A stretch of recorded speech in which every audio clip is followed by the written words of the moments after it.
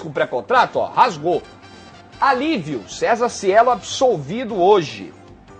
E nós vamos falar muito desse tema aqui na primeira parte do programa. Estamos recebendo o advogado Martim Miranda, que vai falar um pouco sobre o caso do doping do Cielo, sobre outros casos também, Mauro Maggi, outros casos de doping recentes e importantes no esporte, que repercutiram muito.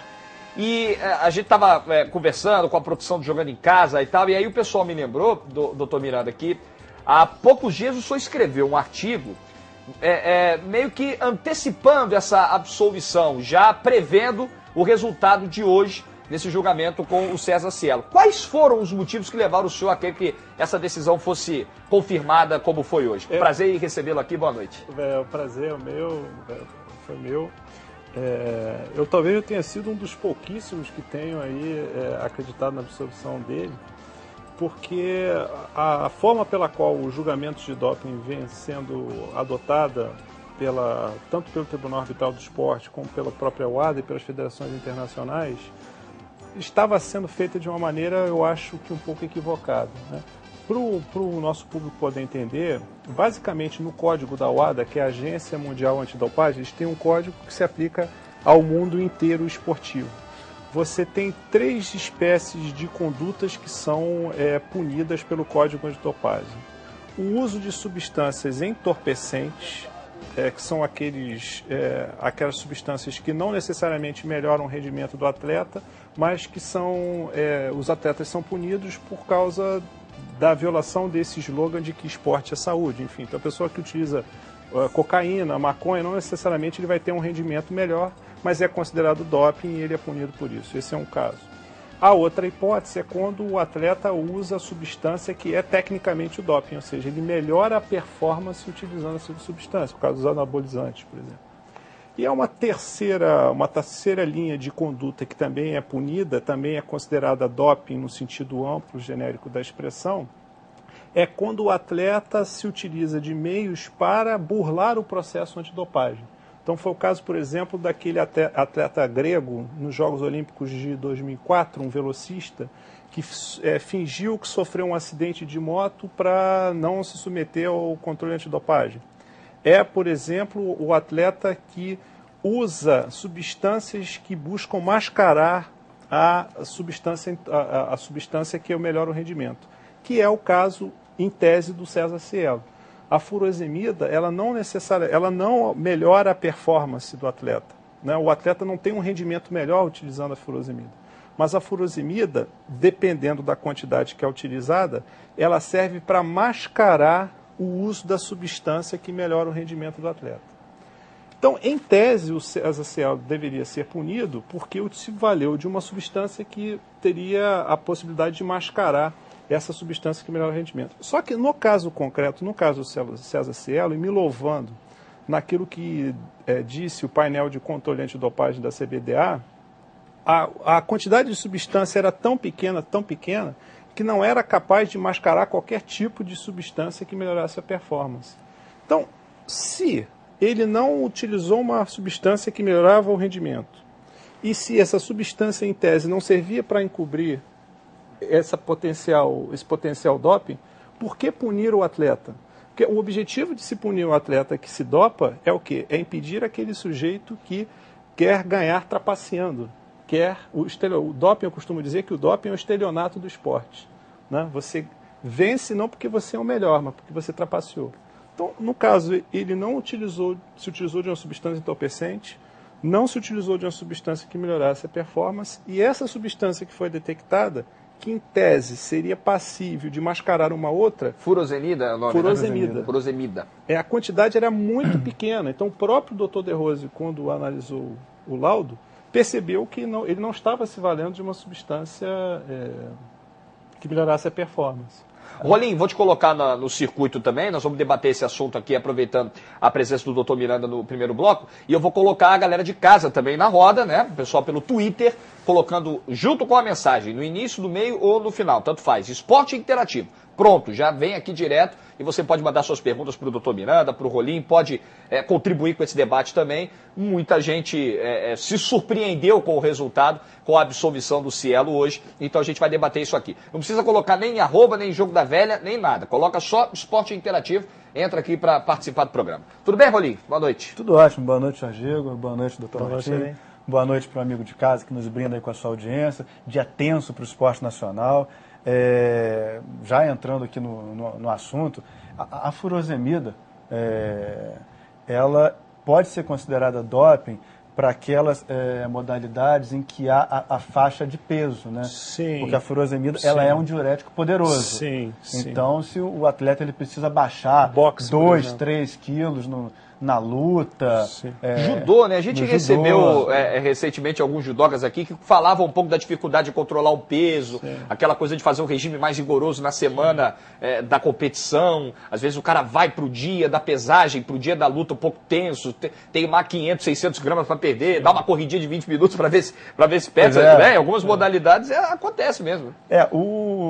Enfim, a explicação técnica do Dr. Martim é ótima, excelente, agrega, contribui.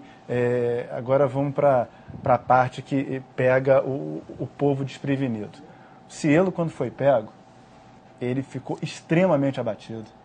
Não foi nem treinar, fugiu da imprensa, quer dizer, no popular acusou o golpe.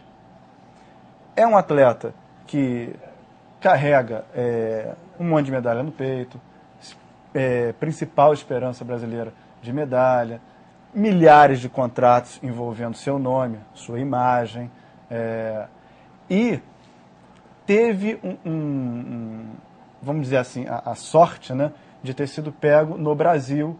Então a legislação é concorrente, a CBDA aplicou a suspensão, a Confederação Brasileira de Esportes Aquáticos, então a FINA não poderia rejulgá-lo, a FINA no máximo poderia contestar e pedir para que fosse revisto pelo tribunal arbitral. Se ele estiver falando alguma besteira, tem a total liberdade de interromper. Na verdade, então já vou te interromper. Então interrompa. Na verdade, a FINA ela deu uma de Pôncio Pilatos. Ela podia rever a pena, mas ela preferiu submeter a decisão ao tribunal arbitral. Talvez pelo peso do Cielo, não sei, por que cargas d'água. Mas deixou claro que preferiria uma suspensão. Sim. Isso aí veio a público. Diferente do caso que aconteceu com a nadadora brasileira Dainara de Paula, que no último Sul-Americano na Colômbia foi pega, também por furosemida. Não vou me lembrar agora a dosagem da furosemida, se era a mesma do César Cielo, se era uma dosagem maior, mas como era um torneio direto da FINA, como era um sul-americano, não era um torneio caseiro, não era um torneio nacional, a FINA aplicou direto a suspensão de 6 meses. Não teve uma entidade local, como aconteceu no caso do Cielo com a CBDA, punindo na primeira instância de maneira mais advertência, apenas. De maneira mais benéfica. E a gente lembra também que, além do Cielo ser quem isso óbvio que pesa, além dele ter sido primeiramente julgado pela CBDA, que é nacional, que também pesa, além disso, a gente tem, de 2008 para cá, da última Olimpíada para cá, 67 casos de doping na natação. A França, ela estava na frente até há pouco tempo, tinha 9 casos, a gente tinha 8, subiu para 13, com o caso do Cielo, dos outros 3 nadadores, e também da Fabiola Molina. Então, por mais que tecnicamente a furosemida possa não influir na preparação do Cielo, ele não precisa perder peso, nunca se ouviu falar disso na vida pregressa do Cielo. Pedagogicamente, como a gente está num país que existe muito a coisa da impunidade, principalmente para quem tem mais dinheiro, para quem é mais famoso, bonito não ficou. Outros atletas já se manifestaram por mídias sociais, por redes. Hoje a gente teve uma manifestação muito contundente do René, goleiro que jogou no Barueri, que agora é goleiro do Bahia, e que foi pego no antidoping no ano passado pelo uso da mesma substância, furosemida, tomou 1 ano de suspensão, e ainda está cumprindo, né? E relatou lá a dificuldade que está enfrentando com isso, sem receber salários, sem poder exercer a sua profissão e se dizendo injustiçado, né? Por não ter tido a mesma pena, né? Não ter tido a absolvição como o Cielo teve hoje. Se dizendo injustiçado e só complementando, doutor Martim, e até fazendo um pouco de ironia, né, com o Eduardo De Rose, que ficou muito preocupado com os 20 dias estressantes do Cielo, sendo que ele já está há um ano sem poder exercer o ofício dele. Acho que não é nem a questão de ficar a mancha, de ficar a mácula, mas fica uma grande interrogação, né? Como os outros atletas encararão o Cielo na piscina em Xangai? Eu acho que essa é a interrogação que a gente realmente só vai descobrir quando ele cair na água, né? Se vai ter vaias, se os atletas irão cumprimentá-lo, como é que isso vai ser feito. O doutor Miranda vai voltar a opinar. Deixa eu só lembrar que você acompanha as informações de todas as modalidades, inclusive agora o Mundial em Xangai. Teremos a presença do César Cielo aí no seu celular, no canal Ouro. Você pega o seu celular, manda uma mensagem de texto com a palavra Ouro para 3434. Está acompanhando uma cobertura especial também dos Jogos Mundiais Militares, os nossos atletas aí brigando por medalhas. Estamos atentos a tudo. E o cliente TIM assina agora, não paga a primeira semana, ganha de graça. Ouro para 3434, mande agora. Pois não, doutor Miranda? Não, eu acho que a gente tem que observar caso a caso. Quer dizer, o importante também é você ver a quantidade da substância que foi encontrada. No caso, por exemplo... Essa coisa do uso para mascarar outras substâncias. Como é que se detecta isso?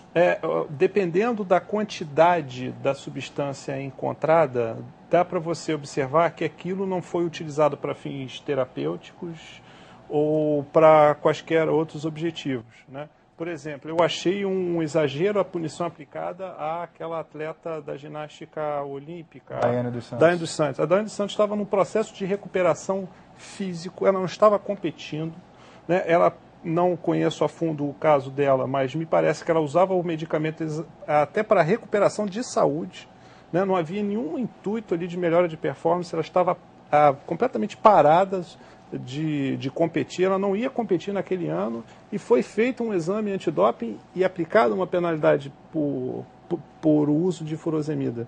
Eu acho que para cada situação específica você tem que ter uma medida certa de justiça e até da punição correspondente. Não dá para você comparar, por exemplo, o que o César Cielo supostamente teria feito com o que o Ben Johnson fez, né? Não dá para dizer que o César Cielo é uma pessoa que se dopa.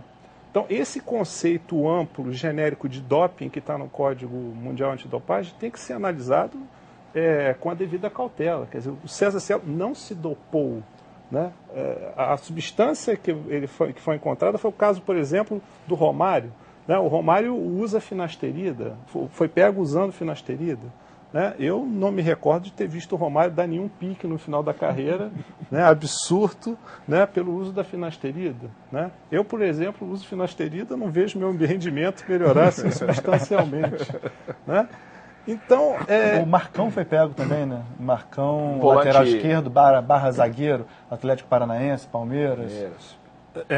Pois é, o caso, por exemplo, da mal-imagem, eu não sei, eu não sou especialista em medicina esportiva, eu sou advogado, mas a mal-imagem foi suspensa por 2 anos porque usou um creme de depilação. Clostebol, não foi? Pois é, será que esse creme de depilação tinha uma quantidade de clostebol tão grande a ponto de fazer com que ela saltasse melhor? Teve um jogador de futebol que foi pego. Teve e admitiu, eu não lembro qual foi. Admitiu mais ou menos porque fica feio pra mulher dele, porque não era a mulher dele que usava esse creme. Mas ele teve que dizer que foi, né, numa relação e tal. Boca na botija, teve contato, não teve jeito. Mas, então, senhor, qual é a sua visão sobre essa lista enorme de quantidades dopantes, de substâncias dopantes proibidas? Você acha que deve haver uma mudança, uma atualização? Eu acho que tem que haver uma... Além da letra fria da lei, a gente tem que ver também o que é culpa, o que é negligência, Exatamente. Eu acho que a gente tem que ver a situação individual de cada atleta. No caso da substância encontrada, se basta para você punir um atleta que dê positivo no teste de urina, então para que você tem denúncia, você tem defesa, você tem provas, você tem oitiva de testemunha, se ele vai ser punido mesmo? Então, eu acho que esse argumento que eu estou utilizando não dá para você se afastar desse tipo de colocação. Se existe um processo, você tem que partir do princípio da inocência. Não, no doping você parte do princípio da culpa, né? O atleta é que tem que provar a sua inocência. Tudo bem, mas pelo menos que se lhe permita fazer isso. Vou trazer um outro caso, o caso do Dodô. Por tudo que eu acompanhei pela imprensa, o Dodô ele utilizou um medicamento que foi fornecido pelo clube. Quer dizer, a relação empregatícia. Será que o Dodô, será que é razoável você exigir do Dodô, na hora que ele receber aquele comprimido do clube para tomar, será que ele tem que dizer para o clube, não, olha, só um instantinho, eu vou levar lá no laboratório para fazer uma análise, daqui a 72 horas eu tomo. Né? A relação de clube e empregado e atleta de futebol é uma relação de subordinação. E o que talvez seja mais grave nesse episódio do Dodô é que ele tenha cumprido a punição integralmente e o Botafogo não tenha sido responsabilizado por nada, né? Quando foi o Botafogo que ministrou as cápsulas, então, que deu aos jogadores as tais cápsulas. É razoável. Então, essa sequência de casos de punições por doping, dá para você entender que o Dodô é um atleta que procurou obter uma melhora de performance indevida? Ou dá para pelo menos você imaginar que ele teve negligência nessa situação? Não, mas o Dodô foi punido por quê? Porque acharam a substância